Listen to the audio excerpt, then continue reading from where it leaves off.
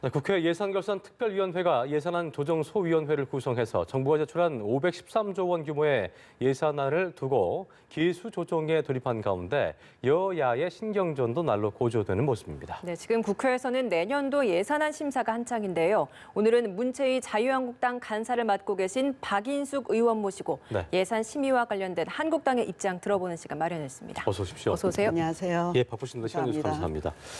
자, 이번 주 월요일부터 정부가 제출한 예산 심사가 시작이 됐고요. 의원님께서 이제 문화체육관광위원회 한국당 간사를 맡고 계시기 때문에 일단 한국당 입장에서는 정부의 예산을 좀 삭감하겠다는 입장인데 문체위 예산은 뭐 어떻게 좀 그 평가를 하고 계신지 듣고 싶네요. 아니, 문체위 예산이라고 따로 다른 것보다도 저는 전체적으로 네. 이 예산안을 보면서 예. 야, 이 정부가 나라 경제 정책의 기조가 나라 곳간을 비우자. 오늘만 살고 내일은 없다. 뭐 이런 게 정책 기조가 아닌가 그런 생각이 들 정도로 너무 불필요하고 그 비효율적인 그런 퍼주기 예산이 너무 많고 예, 낭비가 많아서 정말 이래도 더나 너무 걱정스럽습니다. 문체위도 그렇습니까? 어떻게 문체위 다 똑같아요. 네, 제가 뭐 다른데 예산을 자세히 보지는 않았는데 문체위도 그 뭐 북한의 퍼주기 남북 교류, 남북 공동이 없고 교류가 없어요. 그냥 일방적이에요. 거기에도 예산이 굉장히 많이 가고 있고 뭐 단기 일자리 이거 다른 부처도 마찬가지라고 생각을 하는데 아니 창업이 중요하지. 물론 지원도 해야 되면 창업 지원하는 사람을 양성하는 예산. 예. 또 그 상담하는 사람을 양성하는 예산. 이게 본질이 이제 뒤집힌 거예요. 그래서 단기 일자리 그런 게 너무 많아서 이 전체 국민도 보니까 단기 일자리 예산에 왜 이번에 41만 9천 명이 10월 달에 고용이 이제 증가했는데 예. 그중에 99.5%가 60세 이상이에요. 제가 60세 이상을 폄하하는 게 아니라 그거는 단기성, 선심성, 그 질이 안 좋은 그런 자리잖아요. 그러니까 그런데 퍼주면은 저는 이 정부의 기조가 흔히 말하는 이제 고기를 잡는 법을 가르쳐 줘야지 고기를 하나만 주면 뭐 하냐. 저는 고기를 잡는 방법과 배를 하나씩 주고 그러면은 그쪽 산업도 발달하고 사람들이 이게 지속성이 있고 그러니까 지속 가능해야 되잖아요. 유지될 수 생산성이 있도록. 있고. 예. 근데 뭐 찌질한 물고기 하나씩 주고 다 퍼주면은 꽃간이 비잖아요. 그럼 내일은 어떻게 살아요? 우리가 다 미래 세대한테 빚을 주는 건데 기본적인 철학이 저는 잘못됐다고 생각함에도 불구하고 우리도 문체부에서도 예산을 사실은 증액을 했어요. 문체위 예산에 온 거에서 이번에 한 몇천억을 더 올렸거든요. 저도 울면서 이렇게 올리면 안 되는데 하는데 아니 여당에서 자꾸 올리니까 여당에서 자꾸 주제내는데 우리가 바득바득 이거 주면 안 돼. 다 그럴 수는 없잖아요. 박 의원님은 줄이자는 입장이셨어요? 아니 우리가 줄인 것도 조금 있어요.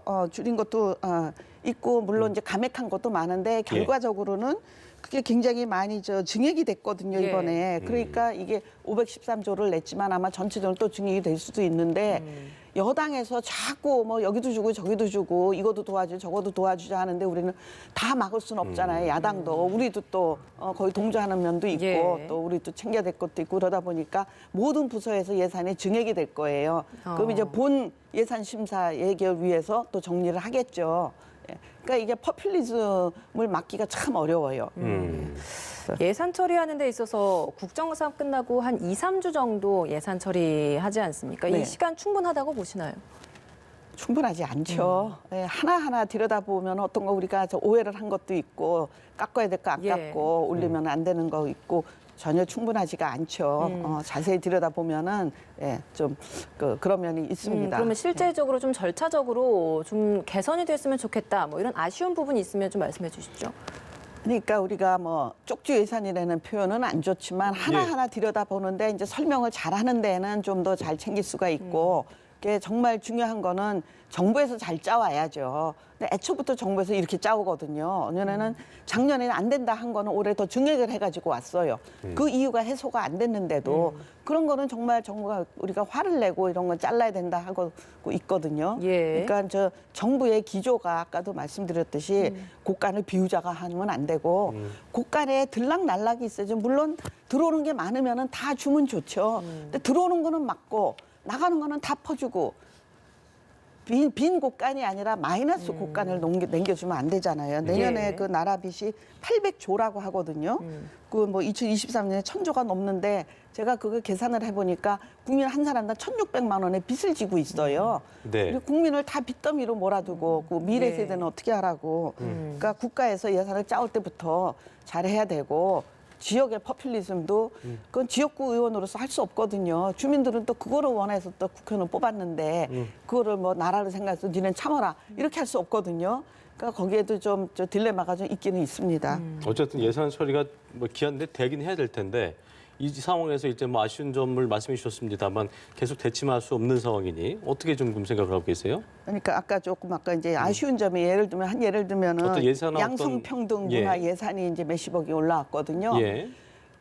여가부가 있잖아요. 양성평등이 여가부의 주로 업무인데 각 부서마다 또 이거를 다 만들면은 그야말로 낭비고 비효율적인데 여기는 이제 문체부가 특히 문화체육 이쪽에서 그 성폭력이니 이제 이런 일들이 좀 일어나니까 우리가 특혜해야 됐다. 예. 그럼 모든 부서가 그게 필요하죠. 그러면 여가부를 없애고 모든 부서에 양성평등 그 과를 만들던가 이렇게 비효율적으로 그 서로 자기의 주장만 하면은 예산이 이렇게 낭비가 되는 거죠. 예, 알겠습니다. 이번엔 보수 통합 관련된 이야기를 좀 여쭤보도록 예. 하겠습니다. 황교안 대표가 제안한 보수 통합 관련된 논의가 지금 한국당 내에서도 서로 다른 목소리가 나오고 있는 것 같습니다.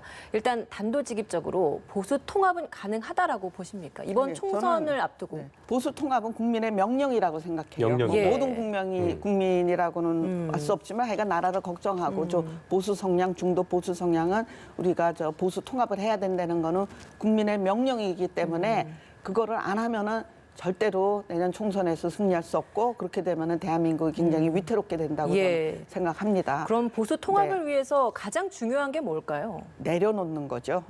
예. 내려놓고 자기 희생과 혁신이 없으면은 안 돼요. 그런데 서로 너부터 혁신해. 자기가 모범을 보여야 되는데 그게 굉장히 어렵거든요. 저부터도 불출마 선언하고 다 할 얘기 하면은 좋은데 제가 그렇게 할 수가 없어요. 제 마음대로 할 수 있는 일도 아니고 예. 저는 그래서 이번에 패스트트랙이니 이제 이 저 3법 그거 통과가 어떻게 될지 모르지만 저는 의원직 총사퇴를 해야 된다고 저는 주장을 합니다. 전에도 그 주장을 했는데 그게 예. 그렇잖아요. 그 국회의장이 그 안 하면은 사표 수리가 안 되는 거잖아요. 예. 그렇게는 안 돼도 하여간 그런 정도의 결기 국회에서 걸어 나오고 국회 문 닫고 최소한 우리 당 의원이라도 그렇게 해야 된다고 저는 생각을 합니다. 그러지 않으면 일단 뭐 내려놓음을 얘기하셨는데 당내에서는 아까 이제 김나연 앵커 말대로 뭔가 좀 불협화음이 있는 것 같아서 지지자들이 보기에도 좀 아쉬운 면이 없지 않아 있는 상황인 것 같은데 그 내려놓음이 좀 순조롭게 이루어지려면 어떻게 해야 된다고 아니 보세요? 그러니까 내려놓는 게 이제 우리만이 아니라 바른미래당도 변혁족도요? 변혁족 쪽도 예. 그렇고 또 조원진 저쪽 그쪽 당도 우리공화당. 그렇고 예. 예. 우리공화당도 그렇고 다 보수 쪽은 보수 쪽인데 자기를 먼저 깨야 돼요.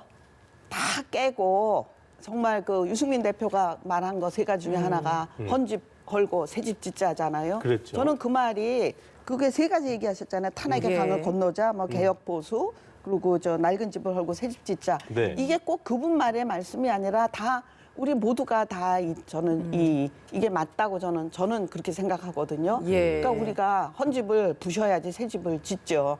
그리고 뭐 영입도 한다. 합당은 물론 어렵겠지만 영입한다. 또 저당하고 같이 간다.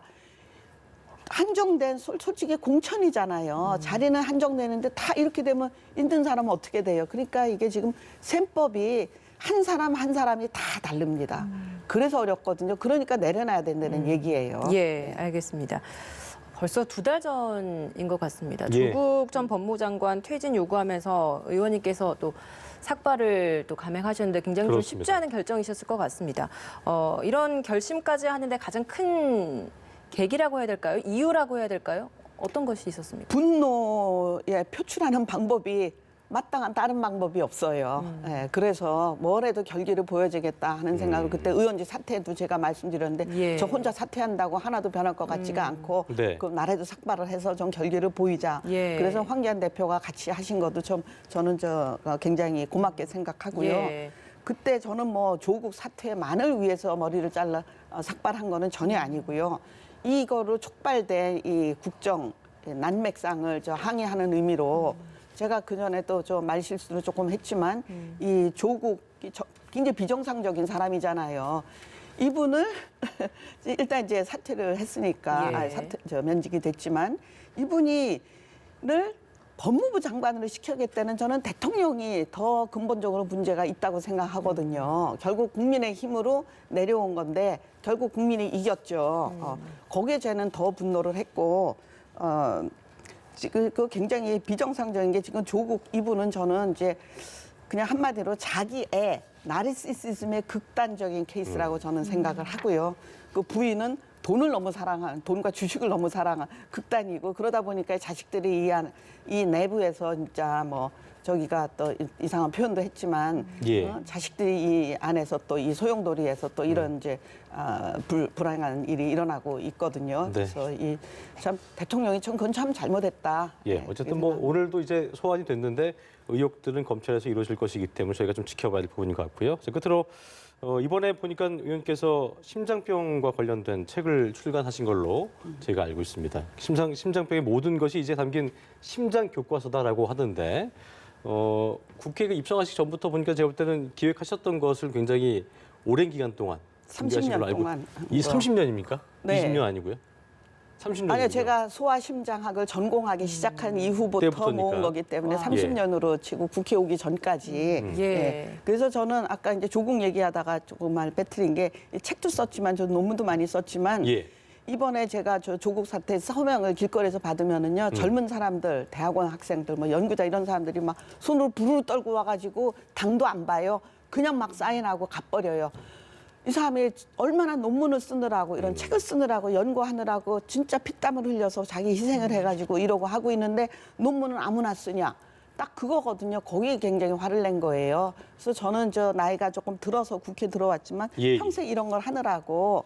근데 저는 그 이 책을 너무 많이 이제 홍보를 안 하는 게 국민이 또 이 정치가 이 모양인데 넌 책만 썼냐. 뭐 이렇게 오해를 할까 봐. 그래서 제가 그 얘기를 강조해요. 예. 오기 전에 95%는 다 썼고 마지막을 못 하고 와서 이제 하려고 했는데 이제 완수하셨군요. 8년 동안 그걸 할 수가 없더라고요. 네, 그거를 완수해서 저는 이제 이게 저의 가장 큰 업적. 이건 확실히 사람을 살리는 일인데 정치는 모르겠어요. 그래서 이 굉장히 책을 보람을 보면 느끼죠. 뭘 알 수 있다라는 걸로 또 좀 간략하게 좀 설명해 주시죠. 이 책이 선천성 심장병에 관한 모든 거를 담고 있는데 예. 영어 책으로 나왔거든요. 그 스프링어라고 심장병의 굉장히 바이블이군요. 어떻게 보면요. 그죠? 선천성 심장병에 심장병에. 네, 예. 저는 예. 그렇게 생각하고 알겠습니다. 싶습니다. 예. 그거는 뭐 판단은 그 독자들의 판단에 맡기고요. 예, 알겠습니다. 지금까지 저희가 시간이 많지 않아서요. 박인숙 자유한국당 의원과 함께 자세한 얘기 나눠봤습니다. 오늘 말씀 고맙습니다. 감사합니다.